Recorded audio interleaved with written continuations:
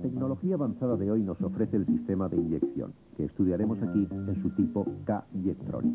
K significa continuo y Jetronic, inyección, inyección continua. En primer lugar, veamos su ubicación en el motor del automóvil para situarlo y localizarlo fácilmente en posteriores operaciones. Vemos el dosificador y regulador de mezcla, que es el corazón del sistema. ¿Cuáles son las ventajas del sistema K-Jetronic? En primer lugar, una buena dosificación de la mezcla, mejor rendimiento y un par motor mayor, mayor elasticidad y menor contaminación.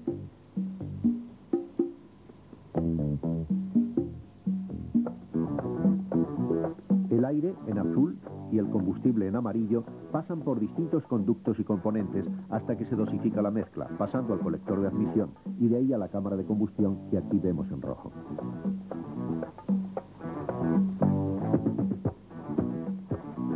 Situémonos en el esquema general del sistema, donde veremos los distintos componentes y su función. Empecemos por situar el depósito del combustible, que alimenta al sistema por medio de una bomba de accionamiento eléctrico. El combustible llega al acumulador de presión, cuya función estudiaremos luego. De ahí al filtro.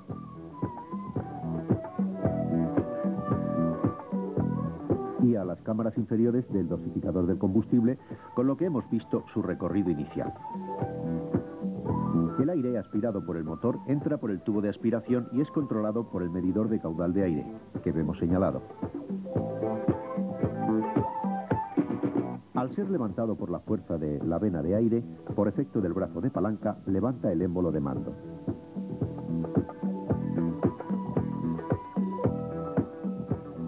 De esta forma, se comunican las cámaras inferior y superior del dosificador por medio del émbolo, permitiendo el paso de combustible a los inyectores.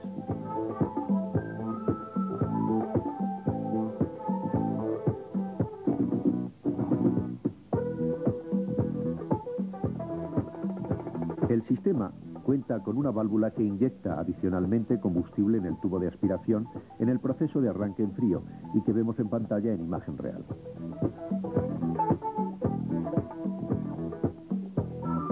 Esta válvula está mandada por un termoconmutador de tiempo, cuya situación podemos observar en el esquema y en el ángulo superior derecho. Observemos el regulador, cuya misión consiste en suministrar más combustible al motor en su fase de calentamiento.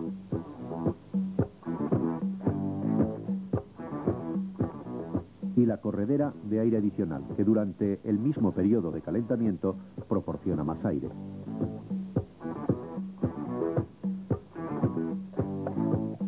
Para evitar que el combustible retorne al depósito, contamos con dos válvulas, cuya situación observamos en el esquema. La válvula reguladora de la presión del sistema va montada en el dosificador y consigue mantener en el sistema la presión adecuada.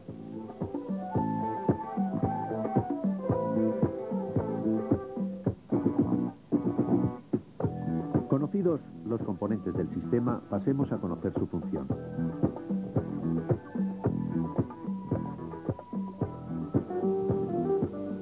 Comencemos por tratar la bomba de combustible. Veamos primero su situación. Va enclavada cerca del depósito de combustible, protegida contra los impactos. En algunos modelos está alojada dentro del depósito. La negra es la exterior y la metálica la interior. Accionada eléctricamente, la bomba es la encargada de hacer llegar al sistema el combustible. Mostramos ahora su despiece para indicarles el limitador de presión y la válvula antirretorno de combustible, no para que procedan a su desmontaje y manipulación.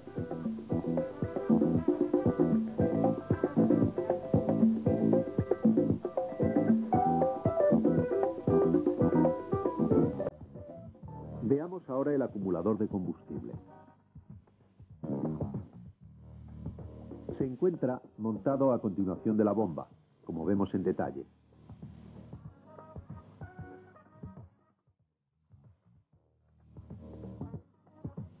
Facilita el arranque en caliente, acumulando presión en el equipo, además de amortiguar los ruidos de funcionamiento del sistema. Veamos sus componentes. válvula con soporte, membrana, casquillo y muelle. Al entrar la gasolina por el conductor interior se llena la cámara, desplazando la membrana hasta su tope, venciendo la presión del muelle. De esta forma se deja libre el paso superior de la gasolina hacia el dosificador. Cuando paramos el motor, por no llegarle carga de gasolina, el muelle desplaza la membrana a su posición de retorno, obturando el paso superior y manteniendo el sistema bajo presión, lo que facilitará el arranque siguiente.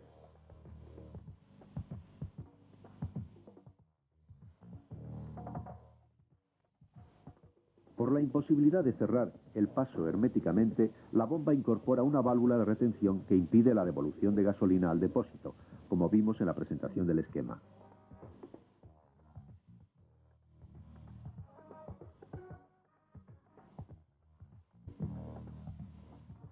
Para mejorar los arranques en caliente, el acumulador de presión ha sido variado en cuanto a su capacidad y presión. En pantalla les ofrecemos dichas variaciones.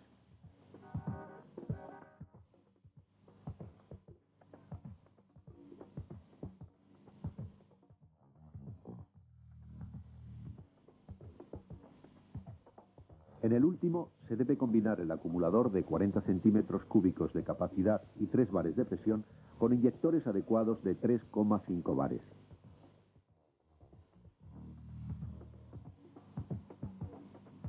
Y pasemos a estudiar el filtro de combustible.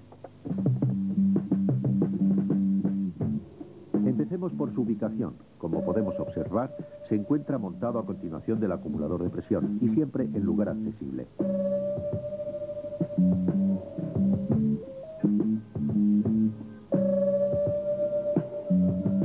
En determinados vehículos, el filtro lleva montada una válvula de retención que impide que se derrame la gasolina en caso de accidente.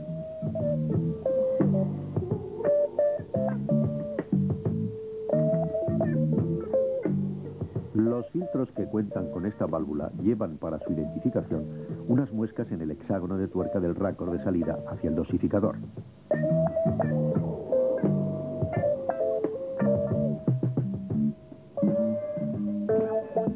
Veamos ahora el regulador de mezcla con detalle.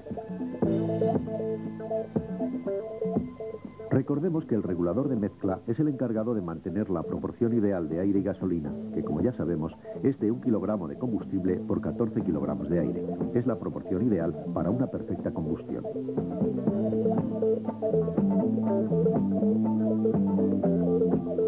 Observemos su conjunto fuera de la carcasa que lo protege.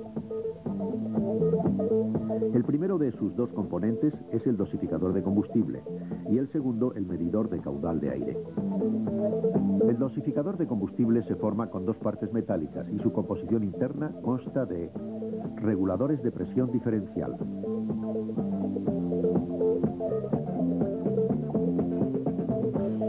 pistón de mando y cilindro de apertura. Este cuenta con una ranura por cada cilindro del motor. Su anchura es de 0,2 milímetros y entramos en detalle para observar su configuración.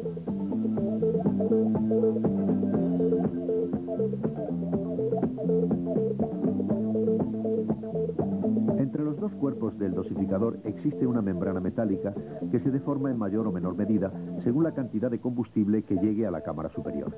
Veamos el proceso de funcionamiento. La gasolina, flecha amarilla, llega a la cámara inferior del dosificador. Por la acción del pistón central, en violeta para diferenciarlo, se permite el paso de la gasolina a la cámara superior, ejerciendo una presión que, ayudada por el muelle, desplaza la membrana hacia abajo, dejando paso libre para que se suba la gasolina por las tuberías de los inyectores.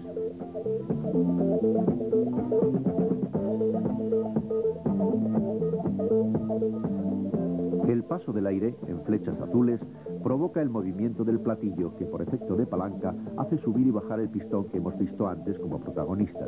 En la parte superior vemos el medidor de caudal de aire. Veamos su movimiento real. Observen que el movimiento del platillo se corresponde con el del pistón a la derecha de la imagen.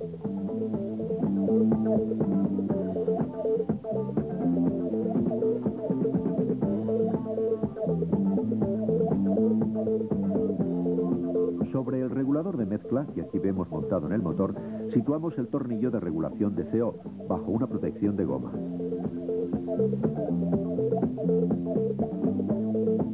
Pasemos ya a estudiar en detalle el regulador de la presión del sistema. Sobre el dosificador del combustible va montada la válvula reguladora de la presión del sistema, que vemos en imagen real.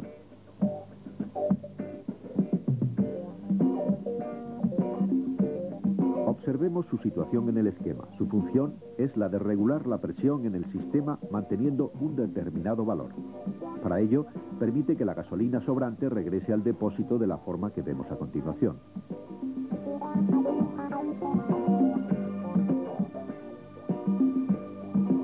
Esta presión se puede ajustar por medio de arandelas que dan más o menos tensión al muelle.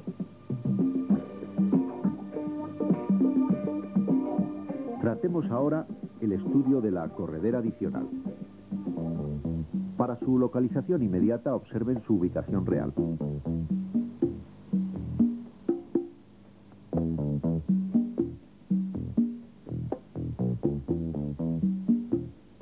Aquí les presentamos la corredera de aire adicional. Proporciona más aire a través de su desviación, con lo que el platillo se levanta algo más y en correspondencia enriquece la mezcla. Facilita el arranque en frío. Veamos su funcionamiento. El aire en flecha azul pasa por el conducto normal y por la corredera en rojo. Observen el accionamiento mayor en el platillo. Mejora el funcionamiento del sistema, facilitando el arranque en frío. En la parte superior vemos su sección transversal y en la inferior la frontal. Una tira bimental se calienta eléctricamente, con lo que se accionará la corredera y deja pasar el aire. Según se calienta la tira, va tapando el conducto, con lo que impide el paso del aire adicional. El motor ya se ha puesto en marcha y la carga adicional ya no es necesaria. Estudiemos ahora el regulador de fase de calentamiento. Observemos su posicionamiento con respecto al motor para su rápida identificación.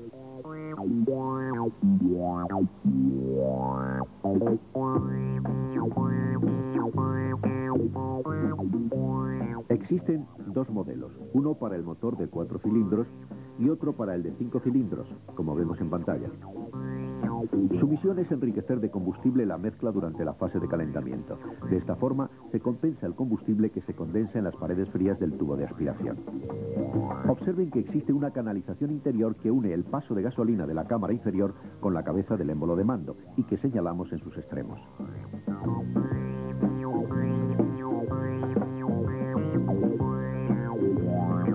Así se mantiene la presión sobre la cabeza del émbolo de mando, manteniéndolo en posición baja cuando no hay enriquecimiento.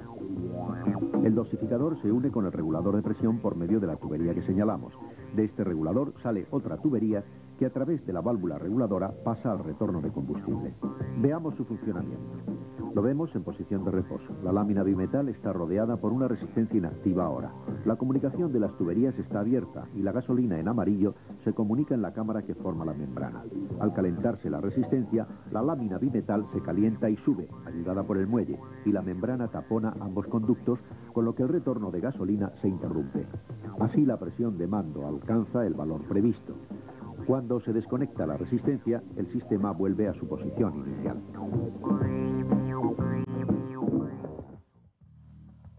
Pasemos ahora a estudiar la válvula de arranque en frío. Observen su ubicación real con respecto al motor.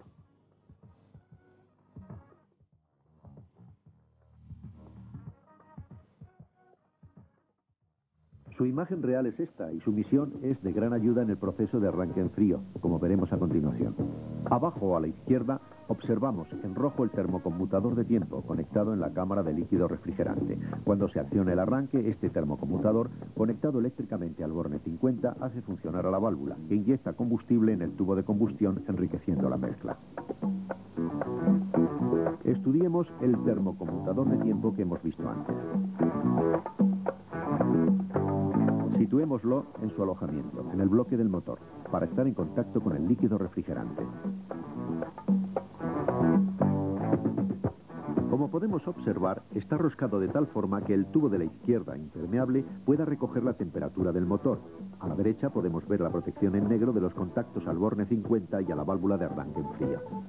Cuando el motor se halla a menos de 35 grados centígrados, el contacto bimetal está cerrado y como la válvula de arranque en frío se conecta más a través del propio termocontacto, al estar el circuito cerrado funciona el sistema. Cuando la temperatura del motor supera los 35 grados, el bobinado calefactor separa el contacto bimetal y el circuito se interrumpe cerrando la válvula de arranque en frío.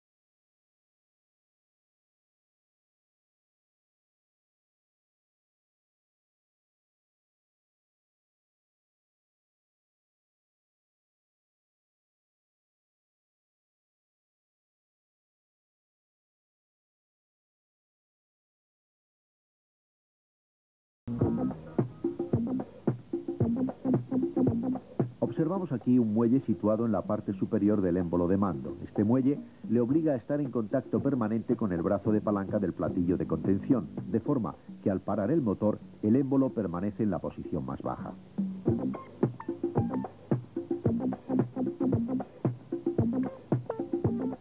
Nueva válvula reguladora de la presión del sistema, con válvula de empuje incorporada. Vemos su posición con el motor parado, manteniendo la presión en el sistema, ya que no se descarga la presión de contención. Con ello se evita la formación de burbujas.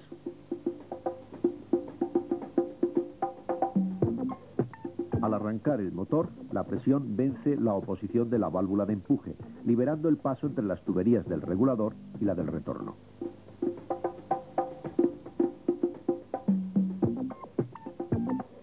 Veamos una novedad en los motores de aspiración y turbo de 5 cilindros. Una mejora importante es el regulador de fase de calentamiento con enriquecimiento a plena carga en los motores de 5 cilindros.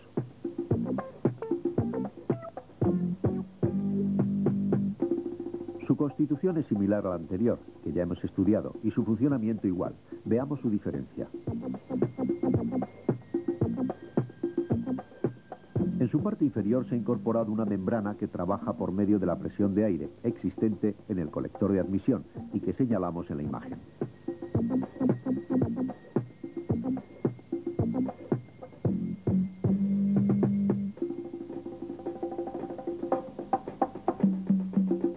La unión con el colector se realiza por medio de una tubería que se une al regulador por la parte superior de la membrana y que señalamos en azul. Esta membrana es la encargada de comunicar o interrumpir el paso de combustible entre la tubería de presión de mando y la de retorno, debido a la presión existente en el colector de admisión, como vemos en pantalla. Observen su movimiento.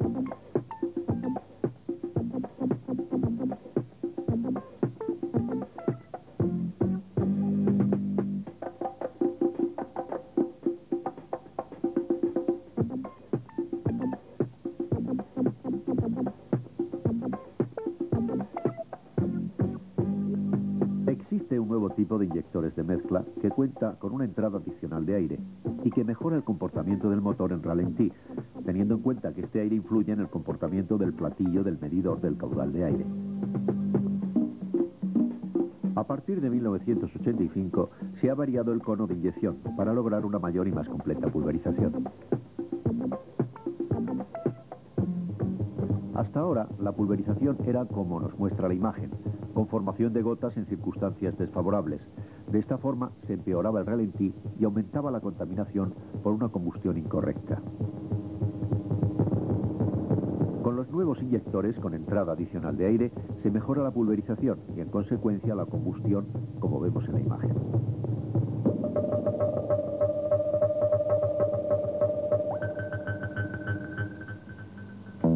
Ahora pasemos al tema de alimentación de combustible.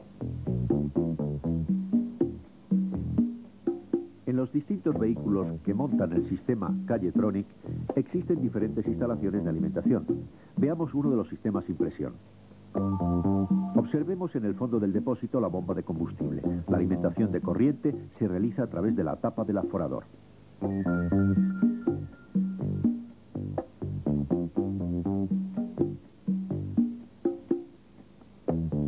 Al ser succionado el combustible por la bomba, penetra aire por la tubería de aireación fina en el depósito. Si la tubería se obstruyese, daría lugar a la formación de presión por vacío del depósito. Para evitarlo, el tapón de dicho depósito está diseñado de forma que la presión pueda escaparse levantando la junta. Una válvula de flotador impide que el combustible se derrame en caso de inclinación del automóvil.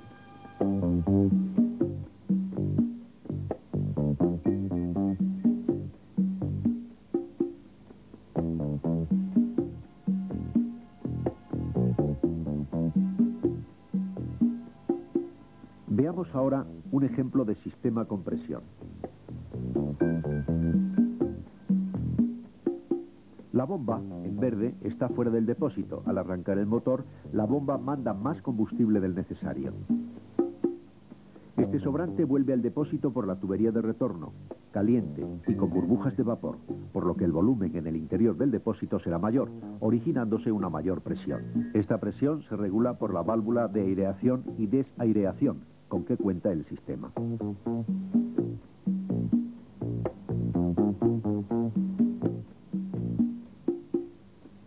Al abrir el tapón se dejará oír un ligero siseo.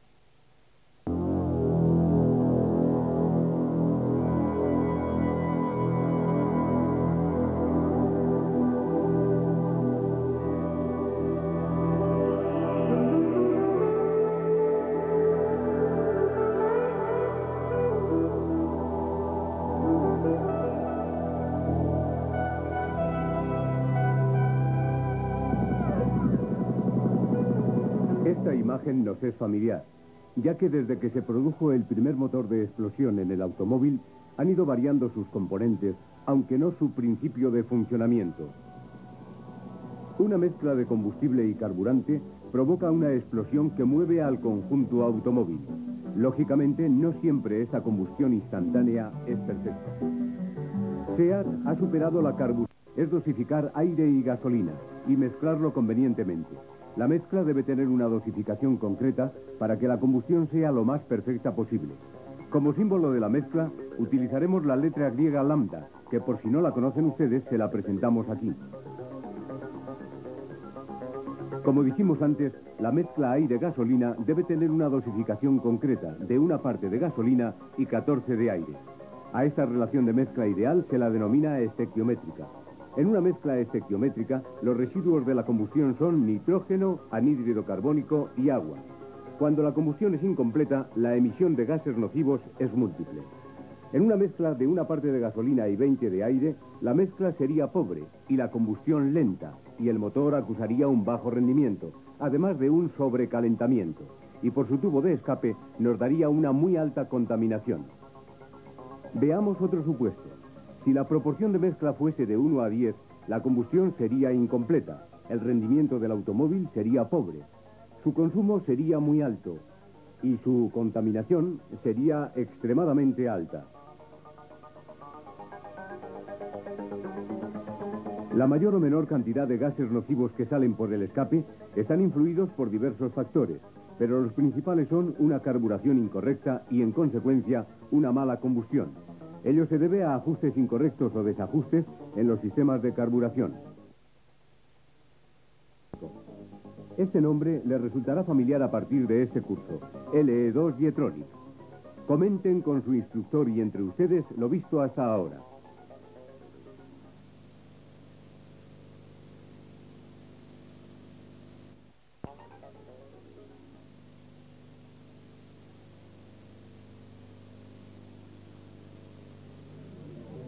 Como base, tengamos en cuenta que el sistema de inyección electrónica de combustible trabaja según el principio de medición del volumen de aire.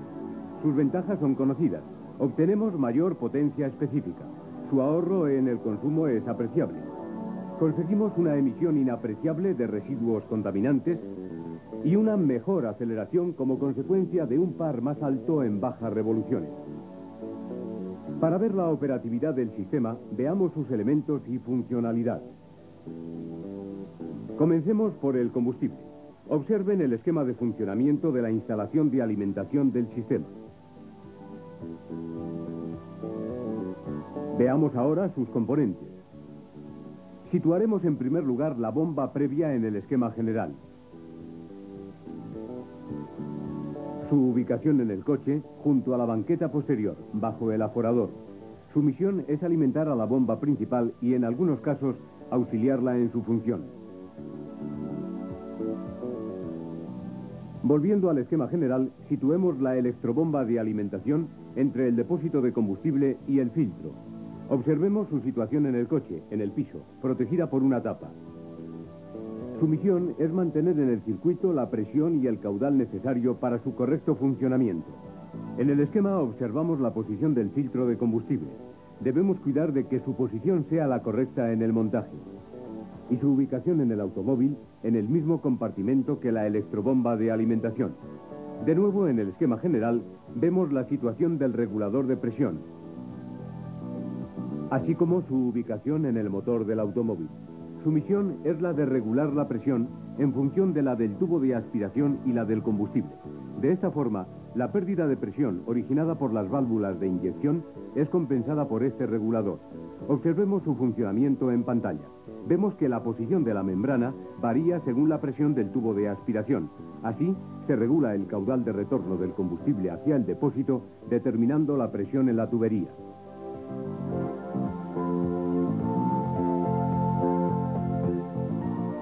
Volviendo al esquema general, vemos el posicionamiento de la válvula de aire adicional y su ubicación en el compartimento del motor, fácilmente accesible. Sabemos que proporciona más aire para que exista una mezcla más rica. La parte señalada en el esquema es el conducto que permite el paso del aire. Abajo a la izquierda observamos la sección frontal donde apreciamos el orificio de paso de aire. Cuando este paso está abierto, la válvula permite el paso de una cantidad adicional de aire.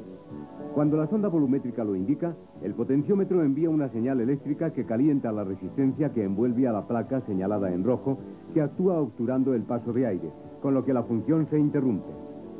Volvamos al esquema para apreciar el posicionamiento de la válvula de inyección. Veamos la teoría de funcionamiento. En el interior de la válvula de inyección, el combustible, señalado en verde, avanza hasta su embocadura final, que en posición de reposo está obturada por su émbolo central. Al recibir la bobina de solenoide, marcada en rojo, una corriente eléctrica crea un campo magnético que hace mover al émbolo, separando la aguja de la embocadura y permitiendo que el combustible sea inyectado según la presión que tenga el circuito y en la cantidad precisa en el colector de admisión.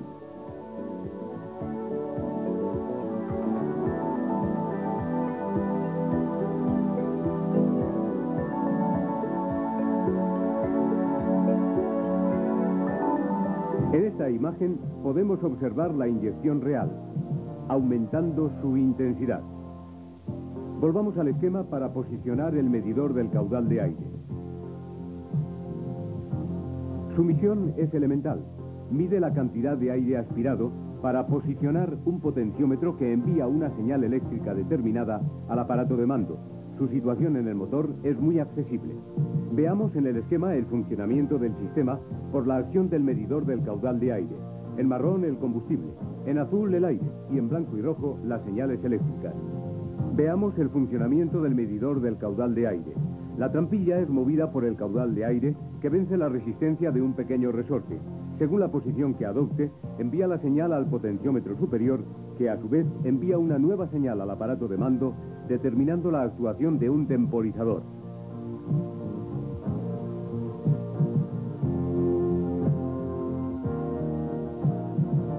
Veamos otro elemento importante, el sensor de temperatura del aire NTC1. Está alojado en el interior del medidor del caudal de aire. Es una resistencia que baja de valor al aumentar la temperatura del aire. Al disminuir la temperatura del aire y aumentar su densidad, el sensor produce un aumento de la cantidad de inyección en el tubo de admisión por medio del aparato de mando. Veamos otro componente, el conmutador de mariposa con microconmutador. En primer lugar, observemos su posición.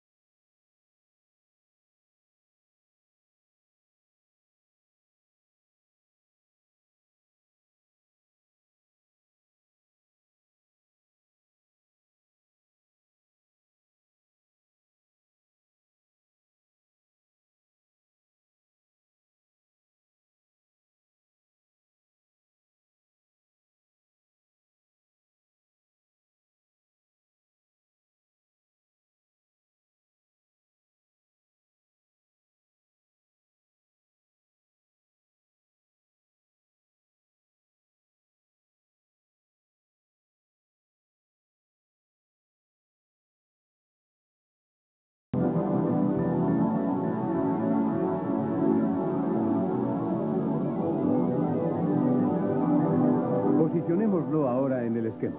Está constituido por un cuerpo roscado, hueco, que alberga una resistencia NTC de coeficiente de temperatura negativo.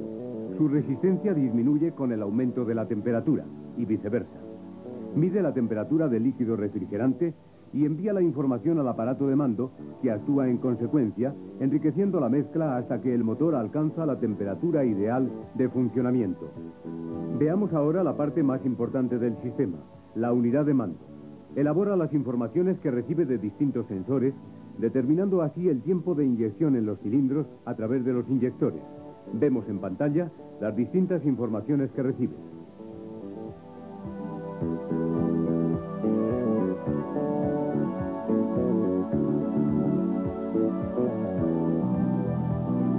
Para manejar con soltura este sistema, es necesario tener claro el concepto de la técnica de conmutación analógica y digital. Hemos visto que es la unidad de mando, quien recibe informaciones, las elabora y emite nueva información de acción. Veamos cuáles son las señales de entrada. La del caudal de aire, la procedente del régimen de giro, la de la temperatura del motor por las resistencias NTC,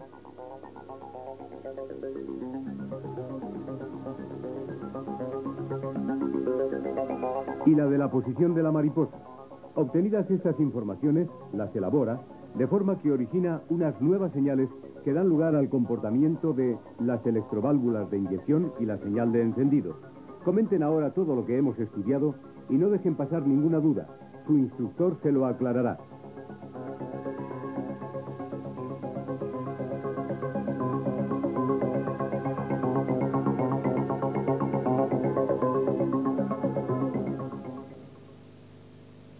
Veamos ahora la teoría del sistema de encendido electrónico digital. En primer lugar, veamos su modo de funcionamiento.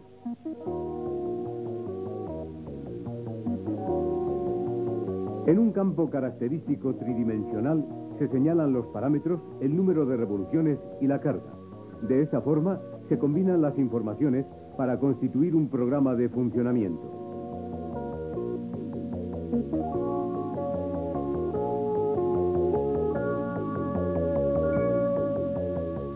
Para obtener este programa es necesario que determinados componentes faciliten sus informaciones. Veamos cuáles son. En primer lugar, el distribuidor de encendido con sistema Hall, sin ajuste de fuerza centrífuga y vacío. Ya conocemos que si la ventana de la pantalla del rotor se encuentra frente al impulsor Hall, las líneas de fuerza magnética pasan a través del semiconductor y se produce una señal que es conducida al aparato de mando. Según gira la pantalla, se interrumpe el paso de las líneas de fuerza magnética y la señal se interrumpe. Así, el impulsor Hall envía una señal de acuerdo con el régimen del motor. El aspecto de la bobina de encendido es el tradicional, de circuito magnético abierto y bañada en aceite. Sin embargo, su diferencia con la del sistema de platinos es en su inductancia, que en este caso es mucho menor. El aparato de regulación electrónico J87 consta de una regleta que señalamos aquí, de 15 polos con conexiones para distintos circuitos y cuyo detalle se especifica en su cuaderno autodidáctico mundial. Y es importante tener en cuenta que atenderemos coches de serie con equipamientos muy especiales. No defraudemos a nuestros clientes. Gracias por su atención.